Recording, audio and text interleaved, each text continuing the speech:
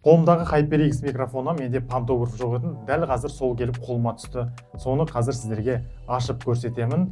Толықтай минус мен плюсын айтатын боламын, және бағасын қай жерден заказ бергендігімді видеоның соңында айтатын боламын. Сондықтан да жіберіп алмай, видеоны соңына дейін қараңыз.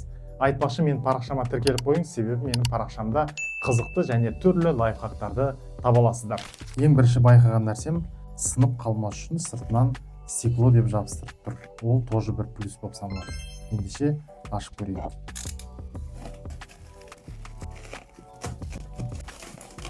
Салбан көріп тұрсаңыздар, қараңыздар, қаншалықты қалың ораған, өте жақсы.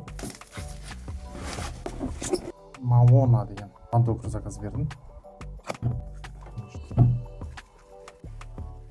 Міне мынандай қыстырғыш, яғни бұны астыдан жоғары қойып қойып, осы жерден сіздің столыңызға немесе қаншалықты қалың соны осы жерге төмен түсіресіз де қайтадан кері бұрап қыстырасыз.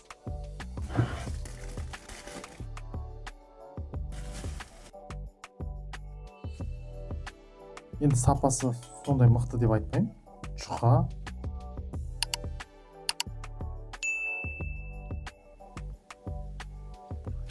Мына пантографтың сіздерге қысқаша ғана қалай орнатқандығын туралы түсіндіре кетейін. Міне ең астындағы тура тапқандағыдай ең бірінші шыққан бөлігі міне мынау өзіңіздің столға. Негізі биіктігі өте үлкен, егер осыдан да қалың болатын болса, емін-еркін қыстыра бересіз.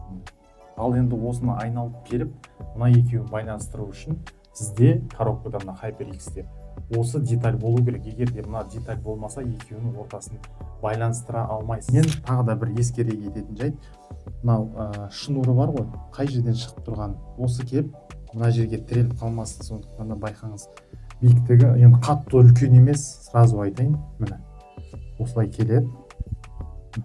Бір жақ жері мына шынымен де қалаған жағыңызға қарай бұра бересіз. Осылай жоғарғылас бұрасыз. Осылай. Айтпақшы достар, бұл пантографты мен Каспий дүкенінен заказ бердім. Егер де ақпарат пайдалы болатын болса, лайк басып, каналға тіркеле кетіңіздер.